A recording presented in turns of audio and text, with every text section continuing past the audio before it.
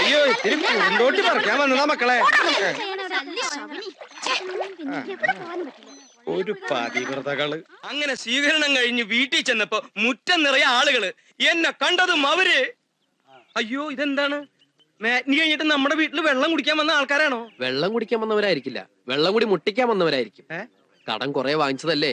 ഒറ്റയ്ക്കല്ലേ വാങ്ങിച്ചത്? ഒറ്റയ്ക്ക് തന്നെ കൊടുത്തിരുത്താ മതി. എനിക്ക് കുറച്ച് ധൃതി ഉണ്ടേ. ഗോപാലകൃഷ്ണൻ, നീ എന്നെ ഒറ്റയ്ക്കാക്കിട്ട് പോവില്ല. പിന്നാലെ അങ്ങനെ അവസാനം നാട്ടുകാരെനിക്ക് രാജകീയമായ ഒരു യാത്രയയപ്പ് നൽകി.